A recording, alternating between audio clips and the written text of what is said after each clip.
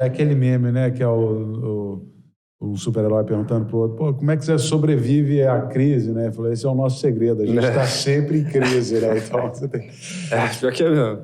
É igual inflação recentemente, né? Inflação mundial, o pessoal não sabe o que fazer com isso.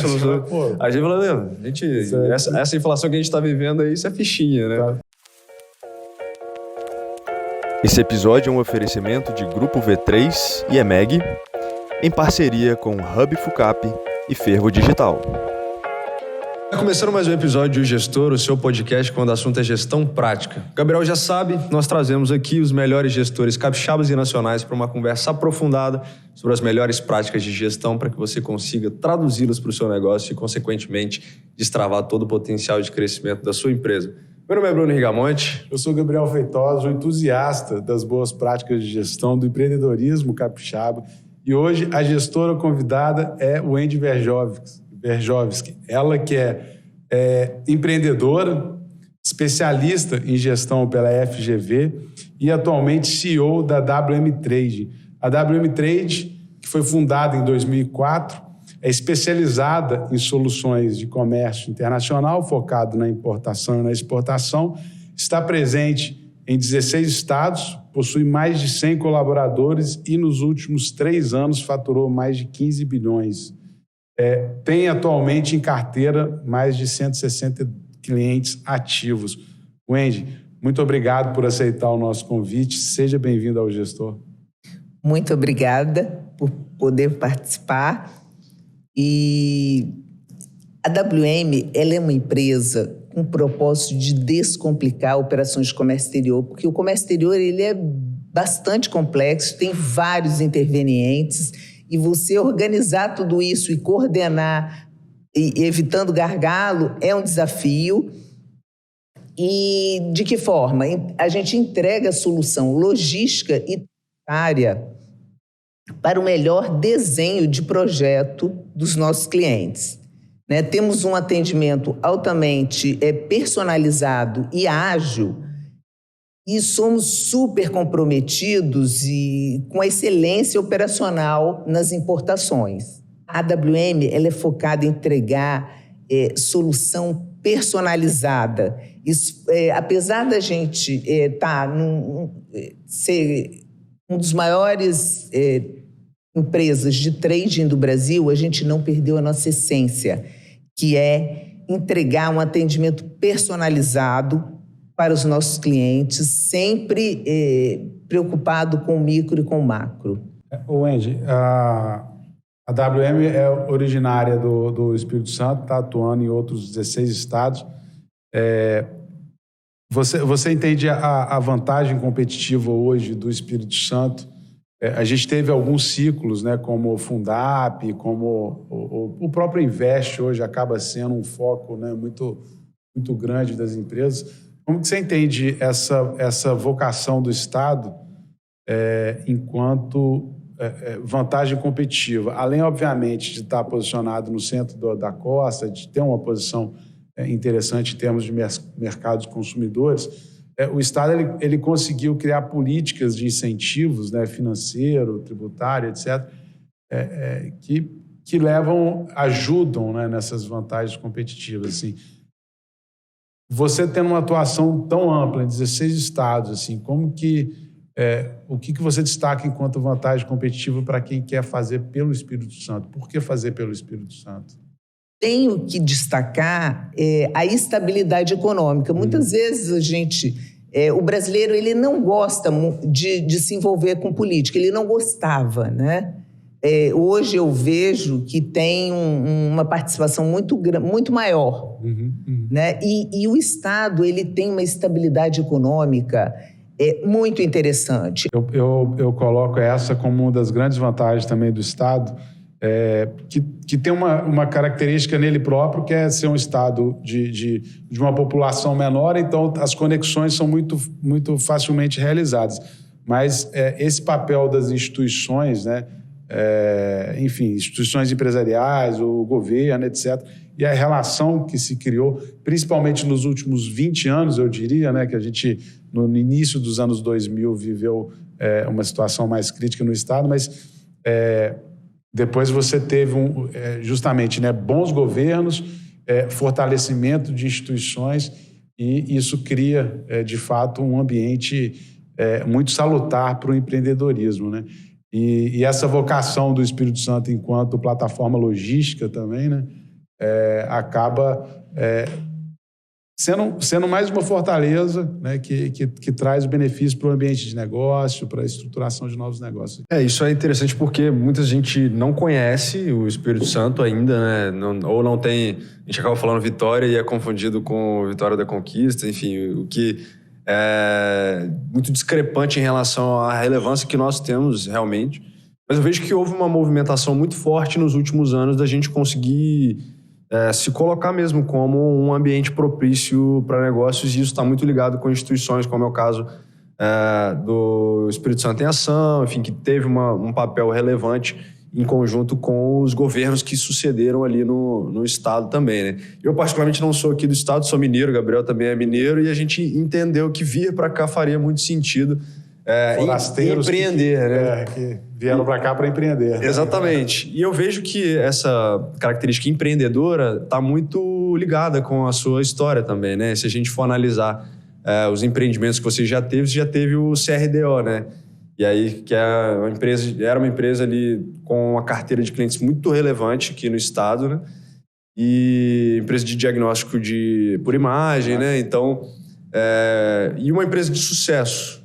Mas chegou num determinado momento que você teve a criação ali em conjunto com o CRDO. Como é que foi esse momento, assim, de você identificar uma oportunidade? Qual que é o tipo de racional que você faz ou fez na época para identificar que existia uma possibilidade de empreender em um novo setor, uma nova área, uma nova perspectiva, mesmo estando aqui no Espírito Santo, mas que tivesse uma possibilidade de ampliar seus horizontes também? Então, no final da década de 90, início dos anos 2000, o Estado estava numa situação frágil, né? O Estado do Espírito Santo. Associado a isso, tinha uma política dos governos e, com isso, gerou um excesso de oferta de profissionais na área. Para você ter uma ideia, a coisa foi tão assim, sem controle, que o Espírito Santo tinha 3 vezes mais faculdade de especialização na área de odontologia do que os Estados Unidos inteiro, levando em conta o tamanho e a dimensão de mercado. Então, eu não podia ficar reclamando que o governo gerou esse tipo de coisa. Imagina um profissional que fica 6, 8 anos se dedicando a uma profissão, ele tem que trabalhar naquela profissão, né? Então, gerou um desequilíbrio que a demanda foi muito menor, o crescimento da demanda em relação à oferta de profissionais, o que gerou uma queda de preço muito grande, né? E eu sou uma pessoa que eu gosto de enxergar o meu futuro. O meu presente pode não ser o melhor, mas se eu enxergo o meu futuro, a minha visão fica boa, fica clara. Eu consigo pensar, eu consigo agir, mas aí eu não via, com essa explosão de faculdades, eu não via um futuro promissor. Claro que tem espaço, a gente trabalhando, mas eu não gosto de viver no oceano vermelho. Eu acho que a gente trabalha em excesso e é pouco reconhecido. Verdade. E aí, para eu não ficar chorando, reclamando da vida, culpando o governo só, eu comecei a pensar em situações que eu pudesse fazer. Aí eu comecei a vislumbrar que eu queria exportar para melhorar a questão de finanças, né, do nosso país, melhorar, porque eu não me conformava com a gente nunca crescer depois de 1960, né, 70, a gente não aumentar a participação no comércio internacional. E aí eu resolvi fazer exportação, como eu te falei. E a vida, a gente começa com um propósito, né? A gente nunca tem certeza que aquele propósito inicial ele vai perdurar para o resto da vida, né? A gente muda. Sim. e de acordo com as facilidades e oportunidades. E aí foi em determinado momento que a gente mudou de exportação para preponderantemente importação, e em virtude do mercado, né? Teve a ideia da exportação, era algum produto específico, era alguma ideia específica ou Teve alguma coisa que você quis comprar e era muito difícil de importar e aí teve um gatilho, ou foi alguma outra ideia? Não, foi da importação. Importação e exportação, da exportação, né? que você começou, mas depois indo para essa... Tinha algum produto específico? Você imagina uma coisa, eu comecei do nada. Eu não tinha experiência nenhuma, eu não tinha nada. Eu comecei com a cara e com a coragem. Então, os clientes que apareciam, eles eram sempre muito bem-vindos. Então, eu não podia escolher um produto. O que viesse, eu tinha que abraçar. E aí, com o passar do tempo, é que a gente foi selecionando determinados segmentos, né? Hoje em dia, a gente traz aço, autopeças, aeronaves, setor de energia, o fotovoltaico, o drones, e uma série. Hoje a gente traz produtos, né? Uma série de produtos, né? Porque a gente observa também que os mercados, eles são cíclicos.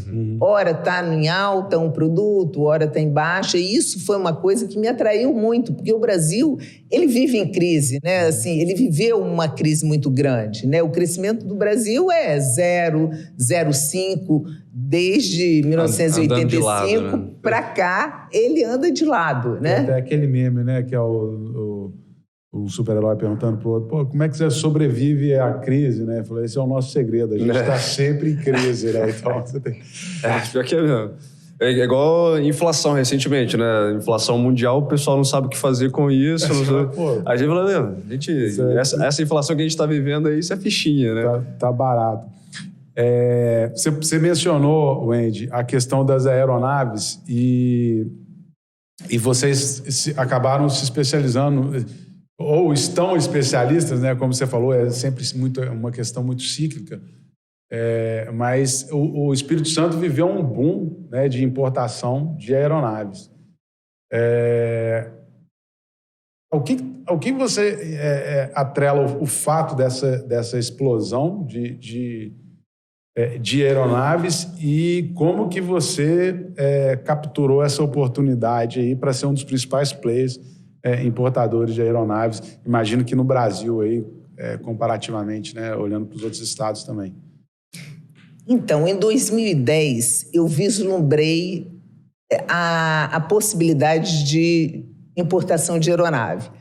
E a regulamentação é muito grande e perfeitamente justificável, porque não pode haver erros, né, num voo. Se houver erros, significa 99% de perder a vida e ser fatal. Então, o setor aeronáutico é um setor altamente controlado e faz todo sentido esse controle, né? E aí, em 2010, eu queria e fiz todo o processo. Demorei mais de 2 anos para conseguir todas as licenças, certificações e me adequar ao segmento.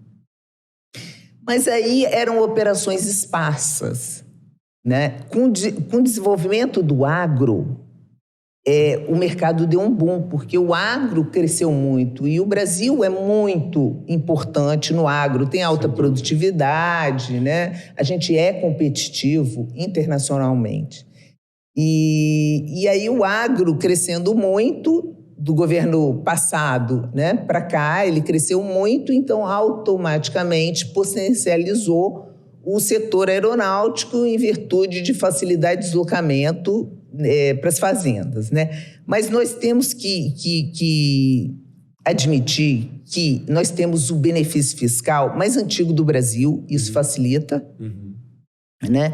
Temos uma fiscalização aduaneira madura aqui no estado, entendedora desses produtos, né? Temos uma estrutura aeroportuária boa para o recebimento, que permite uma rápida liberação. Tudo isso cria um ambiente de negócios positivo, né? E tornando um diferencial competitivo.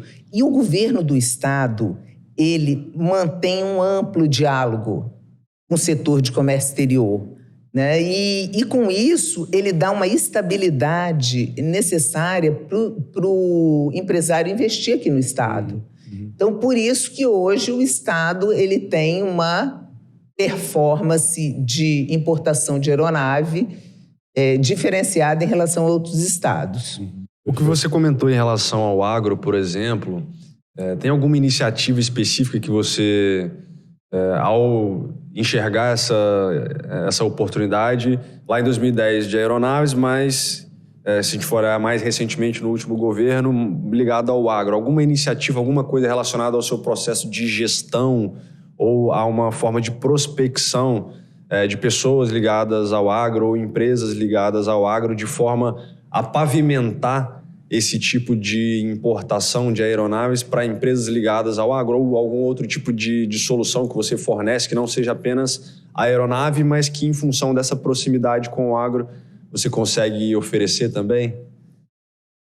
Além das aeronaves, a gente traz muito máquinas e equipamentos, sejam eles novos ou usados. E a empresa, ela tem no seu DNA agilidade, rapidez nas operações, a gente evita gargalos, sabe? A gente busca evitar gargalo na operação. E com isso, você dá performance para os clientes. Então, o cliente que a gente trazia aeronave trazia equipamentos, insumos, fertilizantes, começou a demandar para compra de aeronaves. E toda essa nossa performance encanta, né, os clientes. Perfeito.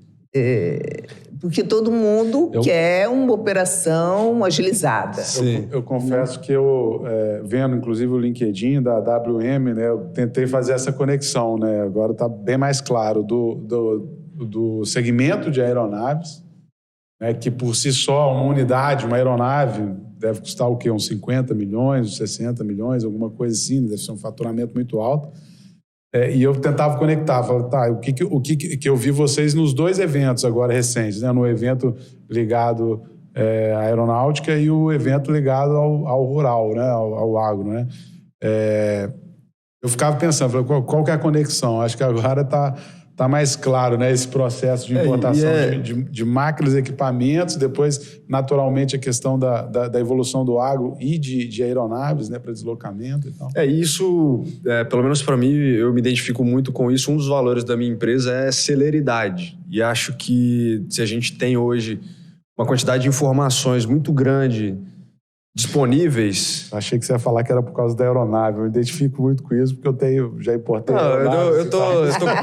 eu tô colocando no meu radar, entendeu? Ainda não escolhi, ainda não me decidi qual o modelo, por isso que eu ainda não adquiri, entendeu? Mas tá ali em stand-by. Mas essa questão de isso tá muito internalizado, né, nas pessoas, né, das pessoas entenderem que você precisa trabalhar ali para evitar gargalos, para que o processo seja o mais otimizado possível, exatamente para dar essa transparência, mais agilidade em relação ao cliente, e principalmente porque a gente tem uma quantidade enorme de informações disponíveis. Em tese, toda a informação existente está disponível de forma gratuita, né? A gente só precisa saber como chegar até elas, né? Mas é importante entender que isso também é um processo de gestão muito claro, né? De traduzir isso para uma cultura interna, né? Os valores da empresa, para que isso na ponta se traduza em um cross-sell, vamos dizer assim, ou um upsell aí de se você estava comercializando ou fazendo um negócio com um determinado tipo de público, com uma certa linha de serviço seu, naturalmente ele passa a confiar determinado tipo de demanda que ele tem dentro do próprio negócio ou pessoalmente, né, de também confiar na empresa em relação àquilo ali, já que isso é um dos valores, né? Como é que foi isso nessa construção? A gente está falando de uma empresa que tem aí aproximadamente 100 colaboradores. Mas como é que é esse processo de uma coisa que eu vejo que está muito internalizada em você também, de ter essa agilidade, de gerar resultado, de ter essa inquietude, mas de conseguir traduzir isso para as pessoas e as pessoas naturalmente conseguirem traduzir isso para os clientes? Como é que foi isso, essa construção? Veio de onde? É no dia a dia? Em primeiro lugar, a gente valoriza muito a excelência do processo. E isso faz parte do DNA da empresa, faz parte da nossa essência. Por quê? Porque as pessoas têm, você tem um tempo para atender um determinado cliente e resolver o seu problema. Isso eu trouxe da área de saúde, que isso era muito gritante para mim, que eu tinha um tempo para atender e eu tinha que atender com excelência, para eu entregar o resultado com excelência. Então, todo esse arcabouço eu trouxe para o comércio exterior. Você vê que a vida, ela se mistura, né? Da mesma forma que você pode trazer boas práticas de uma profissão, você leva para outra, como existe uma permeabilidade entre o seu pessoal e a empresa, né? Sim. A gente sempre apoia várias ações de melhorias constantes, de estudo, porque a gente acredita na excelência do processo. E para você ter excelência em processo, você tem que estudar, você tem que ter... a gente tangibiliza isso com um processo de gestão da qualidade maduro, né? Um outro ponto que a gente dá muito valor, né? E se você, a alta direção, ela fala o que ela pratica, você tem autoridade e as pessoas te veem dessa forma. Você não pode falar uma coisa e na sua prática ser outra. Que aí as pessoas não absorvem. Mas eu concordo com você que é um desafio gigantesco, porque hoje em dia eu vejo que você fazer filtros de informação é uma coisa muito importante, porque com essa explosão de informação tem muita coisa boa, mas também tem muito lixo. E se você não está atento a isso, você perde seu tempo. E uma coisa que eu observo é que quando as pessoas estão com dificuldade em resolver um problema, elas vão para uma rede social. Por quê? Ali é como se fosse uma descompressão. É usada a rede social como uma descompressão. Ela se sente momentaneamente mais confortada. Mas eu sempre tento demonstrar que esse conforto, ele é aprisionador, porque você deixa de encarar e superar um problema que você tem que resolver, muitas vezes você não enxerga. Então, lá na empresa, a gente não pune pelo erro, a gente pune por não registrar o erro. Porque a partir do momento que você não registra o erro, você não dá oportunidade de melhorar o processo. Né? E a melhoria do processo e a excelência, né? Buscamos sempre a excelência, é uma das coisas mais importantes. A gente estava até conversando com o Antônio Toledo, né? O primeiro episódio da segunda temporada, né? O Antônio é CEO da Time Now, e ele falando que não tem problema você errar, tem problema você não aprender com o erro, né? E acho que uma forma de você aprender com o erro é registrar para que você encontre eventuais padrões, para que a partir desses padrões você entenda qual plano de ação é possível realizar para atuar de forma específica, se for uma coisa que está acontecendo recorrentemente, né? Então, esse processo de entender, isso faz com que naturalmente haja melhoria de processo, né? Exatamente. Porque você entende de uma forma muito específica, a partir de dados consolidados, em que você precisa atacar. Mas a gente acredita ser importante essa avaliação. Não basta a pessoa, porque todo mundo acha que ele sabe resolver o problema. Mas quando acontece um erro ou um problema, a gente entende que o processo deveria ser analisado. E para isso, a gente não gosta que uma pessoa analise o processo. em especial a própria pessoa que ocasionou o problema, e sim uma equipe de engenheiros focados em análises de processo, de fluxo de processo, de procedimento, porque sempre tem uma oportunidade de melhoria. Sem dúvida. É o famoso PDCA, né? Como que eu rodo o aprendizado a partir da execução, identificando falhas, corrigindo as falhas e sempre seguindo uma linha de melhoria contínua, né? De aperfeiçoamento. Andy, eu queria fazer uma pausa na WM para falar um pouquinho do CRDO. O Bruno a gente acabou passando muito rápido, mas você, além da WM, né, há alguns anos você também foi pioneira, né, no segmento de odontologia, talvez pela dor de ter tantos dentistas sendo formados, né? O mercado está colocando tantos dentistas na profissão. E aí você faz a concepção de um novo negócio, né? Um negócio que era pioneiro, que era o CRDO, diagnóstico de imagens, né? Para auxiliar, né? Imagino que cirurgiões, dentistas e outras especialidades. Como que foi essa iniciativa, assim, primeiro, pioneira, porque você ficou durante algum tempo, se eu não me engano, se eu não estou errando aqui, mas durante de 5 a 10 anos como a única atuante no mercado, né? Então, navegou em águas, em Oceano Azul durante algum tempo, né? Então, como é que foi a concepção do negócio do CRDO? Como que foi essa ideia? E como que você colocou ele em prática, de fato, né? Tudo começou quando eu vislumbrei uma oportunidade de oferecer para os meus colegas, que para mim, eu era ortodontista, e eu precisava entregar um serviço de qualidade. Para tal, eu necessitava de uma série de exames radiográficos, foto dos pacientes e modelos, o molde da boca. Isso é fundamental para um planejamento, para um diagnóstico e planejamento adequado. Naquela época, eu não tinha aqui no estado, né? Eu só tinha a clínica radiológica. O resto eu tinha que mandar no fotógrafo, eu tinha que fazer parte dentro do meu consultório. Eu não queria, então enxerguei uma oportunidade aí.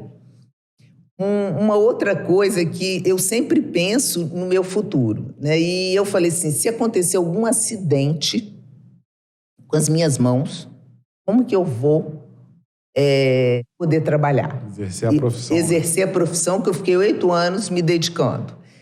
E aí, o CRDO não dependia das minhas mãos, associado a esse lado empreendedor que eu vibro com o crescimento das empresas. É uma coisa que me dá muita satisfação na vida, né? E aliado a tudo isso, eu e meu ex-marido tínhamos interesse em casar, estávamos doidos para casar, só que ele morava fora do Brasil e eu sempre me vi trabalhando.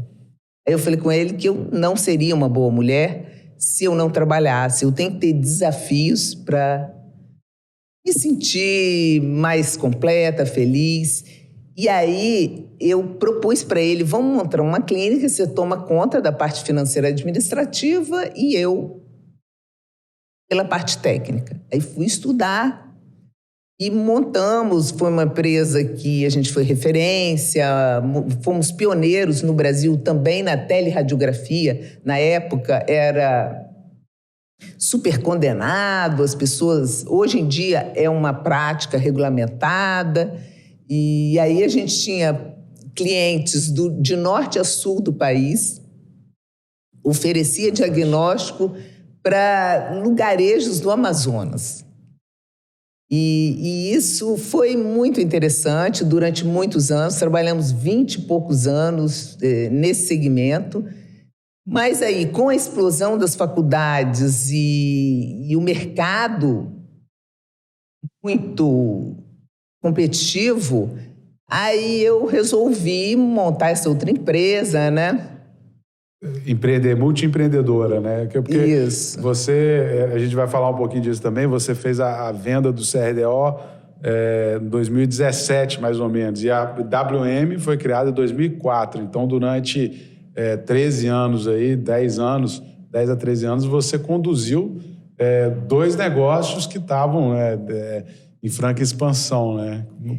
Como que foi dividir essa frente de 2 negócios aí, né? E o que você foi priorizando ao longo do tempo? Não foi fácil, né? Foi a custo de muito trabalho, muita dedicação. Eu sempre me dediquei muito ao trabalho, eu sempre tive um ritmo muito intenso de trabalho, mas eu faço isso com prazer, eu não me canso. Eu acho que o trabalho faz parte do meu bem-estar.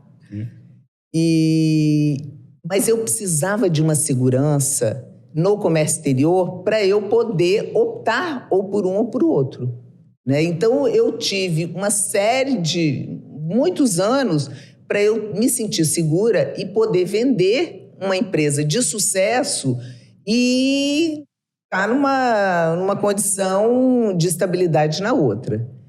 E aí, esse processo, eu pensei, eu tenho que arranjar alguém para negociar, que seja especialista nisso, né? E nessa oportunidade a gente se conheceu, contratei a EMEG, né? Que fez esse processo de venda e fusão, que foi um case de sucesso, né? Eu considero que todo mundo, todas as empresas ficaram muito felizes, né? Foi um case que a gente... Inclusive, é um case para nós, uma referência, que a gente foi quando a gente misturou o trabalho de gestão interina, né, para quem conhece um pouquinho mais da EMEG, eu acabei ficando lá responsável, né, ajudando a tocar o CRDO, e o Gilvan coordenava o trabalho de venda, né? E interessante também, Wendy, que a gente construiu uma tese muito interessante para o comprador, né? A gente teve recebendo a Márcia Gabriela, da Odontoscan, e a gente criou a tese para vender justamente para o Odontoscan, né? Que ao invés de vender os ativos, né? Vender o CNPJ e etc., a gente criou uma tese de venda dos ativos comerciais, né? Da logomarca, do número, né? Do site. Inclusive, a gente estava conversando aqui anteriormente, você pessoalmente foi visitar os principais clientes, né, fazendo esse processo de transferência dos transição clientes, mesmo, né? E numa tese que foi, eu diria assim, né, bem pensada, principalmente para quem a gente realizou a venda, né? E uma absorção também muito interessante por parte da própria Odontoscan, né? A condução desse processo de venda, eu considero que foi excepcional. Porque, além de todas as empresas estarem bem satisfeitas, né, felizes com a aquisição, nós tivemos um processo de transferência muito bem pensado e gradual, que permitiu que 95% nós vendemos com a expectativa de 60% de adesão da nossa carteira de clientes. Só que eles conseguiram 95% de adesão graças a toda essa intermediação, o planejamento das ações nessa transferência, né? E foi assim, eu lembro com alegria. Eu, pessoalmente também, além do case, né, ser um baita case, mas pessoalmente também foi um processo profissional para mim que me marcou demais. Inclusive, de ter um momento emblemático da gente ter que chegar para a equipe e comunicar que a empresa estava encerrando a atividade, né? Então, aquele dia especificamente é um dia que eu lembro assim detalhes, porque foi muito marcante, e é um trabalho de comunicar. A empresa vai encerrar, né? Faz parte do business, acontece. Então, mas é um processo que, sim, uma coisa é você chegar para uma empresa e falar, vamos encerrar por uma questão ruim, outra por uma coisa boa, né? Então, sim. Acho que são perspectivas relevantes, e essa transição também, como você já estava ali, a gente for olhar muito esse processo de diversificação, que acho que o que você estava olhando muito era essa diversificação, né, para não colocar todos os ovos na mesma cesta, mas ao mesmo tempo um processo de descorrelação, que é diferente, né? Às vezes você pode diversificar no mesmo setor ou na mesma atuação ali, mas a descorrelação você foi para um setor completamente diferente, de comércio exterior, né? E eu vejo que, principalmente, o que a gente tem de configuração aqui no Estado, que você já comentou de uma forma bem aprofundada em relação às características que fazem com que a gente seja um ótimo Estado para comércio exterior. Mas, principalmente, a expansão que aconteceu, a partir, obviamente, dos aprendizados que você teve nessa primeira empresa, mas de uma expansão a nível nacional. Como é que foi essa avaliação para entender que existiria a possibilidade de expandir para outros estados e que naturalmente isso fosse feito de uma forma coordenada e que pudesse gerar mais crescimento ao invés de mais problemas, né? Na verdade, tem uma participação muito grande dos próprios clientes que pediam para a gente garantir essa capilaridade nacional para eles, né? Com diferentes perfis de operação, e cada região tem um nicho, tem um produto específico e necessita que a gente tenha uma certa adaptação, né? Uhum. E aí também permitiu que a gente tivesse custo competitivo nos diferentes portos. E os clientes não queriam trabalhar com N empresas, né? Eles queriam ter uma gestão centralizada da importação. E aí a gente gostou porque, como eu te falei, uma das coisas que me move é ver as empresas crescendo. Eu vibro com isso. E gosto de empreender, né? E faz parte de um dos princípios da WM, que é entregar segurança e agilidade para nosso cliente de porta a porta, door to door, de norte a sul do Brasil, né? E por isso que a gente está em vários estados, com localização estratégica, nossas ações são mais eficientes do que se a gente estivesse só no Espírito Santo, né? Ô Andy, apresentando aqui a WM, a gente falou da cifra de 160 bi. 15 bilhões em 3 anos. 15 bilhões, então deu uma... O crescimento, então, daqui a alguns anos vai ser... ainda assim, uma cifra expressiva, né? E quando você olha para as 200 maiores do estado, tem muita trading também. Isso se dá em função da operação, porque você acaba... a aeronave que você importa, você fatura ela também via WM Trade, né? Não é assim que funciona a operação? Como que é esse processo? São operações de compra e venda. Nós compramos aeronaves e vendemos para os clientes. E emitimos nota fiscal de compra e venda e N produtos, né? E tudo isso entra no faturamento da empresa. Perfeito. E é por isso que os volumes são... E os volumes são grandes para justificar também você contratar uma empresa para fazer esse tipo de operação. Então, normalmente, as operações de trade são operações grandes. Essa operação pulverizada, como é que você faz para ter uma gestão coordenada disso? Você tem, vamos colocar assim, um overhead, que seria ali uma equipe de gestão, que faz uma gestão de forma...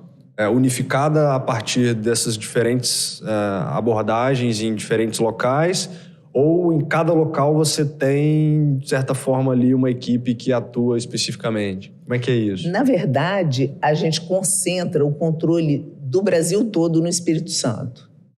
Né? E com alguns pontos, em cada região, a gente tem pessoas específicas de operação, mas o controle de gestão, o coração da empresa é pelo Espírito Santo. Isso é uma coisa muito boa, porque a gente consegue concentrar e monitorar de uma forma assim contundente. E tudo é via sistema. Então, hoje em dia, você trabalha com RPs que você tem a visão, né, em todos os estados num clique. Então, isso tudo facilita o processo de controle.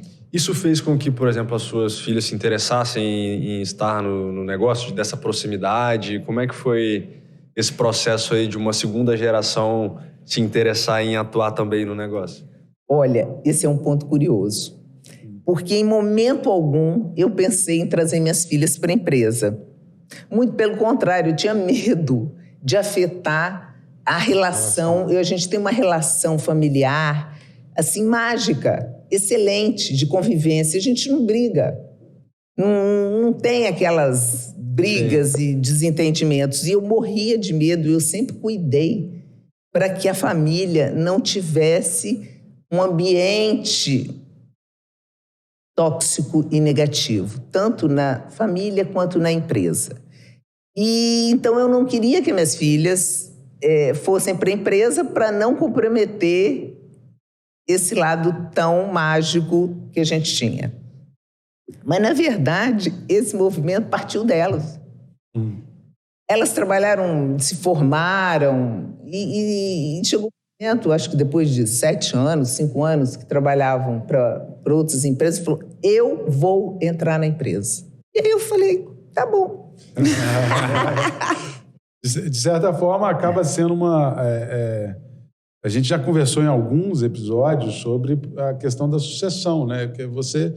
É interessante que forme-se o sucessor para que o empreendimento prossiga, né? Você tem formas de fazer isso, você pode trazer um gestor profissional, mas tendo um interesse, né, da segunda geração, né, de continuar e perpetuar o negócio, como parecem realmente que elas estão tendo lá no LinkedIn, cada hora eu via uma, né, uma atuando mais, se eu não me engano, na área comercial, a outra mais na área de projetos, né? É a perpetuidade do negócio, a continuidade do negócio, né, Wendy? Então... Mas é interessante que você está falando isso aí. Eu vou fazer um adendo aqui. Eu assisto uma série, tô maratonando, uma série que chama Succession, né, que é uma série da HBO Max. E, enfim, é uma empresa multibilionária, atuação em diferentes países e tem muito dessa perspectiva, assim... E aí eu não sei se é o seu caso, queria ouvir de você. Às vezes, quando um filho ele nasce numa família que já tem uma empresa muito grande, existe um risco inerente ali dessa sucessão não acontecer de uma forma muito boa, porque os desafios daquela coisa de empreender, de começar uma coisa do zero, de colocar a pele em risco, de tomar decisões que muitas vezes vão afetar no seu bolso no curto prazo para que você tenha a recompensa no médio e longo prazo, que é uma coisa que eu acho que a gente tem muito essa pegada porque a gente é empreendedor, sentiu isso e sente isso na pele todos os dias. Se uma pessoa já nasce numa família que já tem uma condição legal, que já tem uma empresa muito grande e que não tem talvez uma governança de sucessão muito bem estruturada, pode ser que as pessoas ali elas virem... irrelevantes para a sucessão do negócio ou levem o negócio à ruína, que é um pouco do que a série aborda um pouco assim, né? O que você considera, por exemplo, naturalmente suas filhas se formaram, enfim, não as conheço pessoalmente, mas o que você considera que elas conseguiram agregar para o negócio e que naturalmente vai fazer com que o negócio seja levado ainda mais à frente e tenha mais sucesso em detrimento do que eu comentei de que às vezes a sucessão pode não acontecer de uma forma muito, muito boa? Então, no ambiente familiar, elas sempre presenciaram conversas, né, sempre participaram das conversas da empresa. Então, elas cresceram com um ambiente empresarial. E eu sempre procurei dar exemplo em casa que a empresa está baseada na liderança pelo exemplo. Tanto na família quanto na empresa a consistência do que você diz e das suas atitudes é fundamental para você ter credibilidade e ser um líder, né?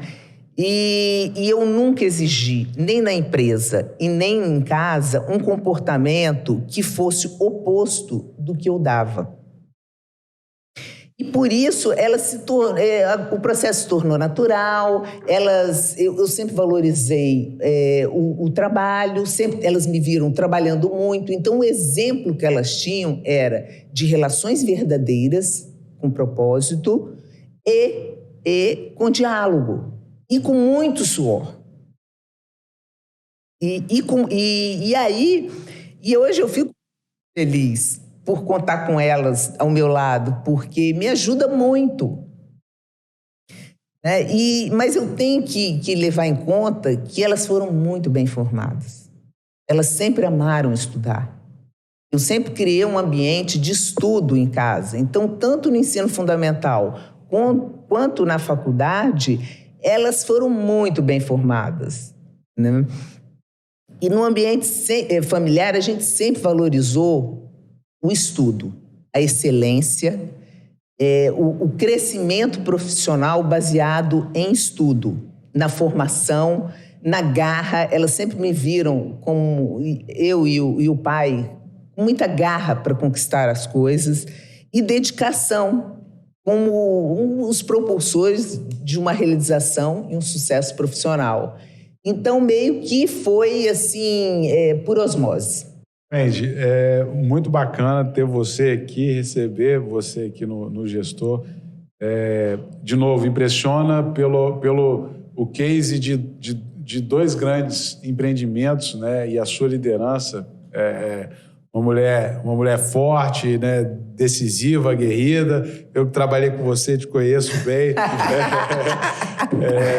Mas com uma capacidade, né, uma visão fantástica de longo prazo, de execução, etc. Queria te parabenizar, né, pelo sucesso da WM, né, que a gente também lá atrás conheceu e vê crescendo, né, vê expandindo. E por estar conseguindo fazer essa sucessão também, que acho que é algo fantástico. Mais uma vez, agradecer a sua presença. A gente quer cada vez mais dar luz a empreendedores e mulheres empreendedoras também, como você, de sucesso, que né, levam o nosso Espírito Santo para frente. Então, obrigado por ter aceitado o nosso convite e por compartilhar essas histórias de sucesso que foram tanto CRDO e continua sendo a WM. Eu é que agradeço a oportunidade e o nosso encontro sempre é muito prazeroso, porque a gente já viveu grandes desafios e, ao mesmo tempo, superamos e finalizamos muito bem, né? Tanto que só temos boas lembranças durante esse tempo todo. A gente que agradece esses dois mineiros terem vindo para cá e contribuir, né, com a nossa sociedade e o crescimento do Estado. Certamente. Wendy, muito obrigado. A gente vai ficando por aqui. Valeu, um abraço e até a próxima.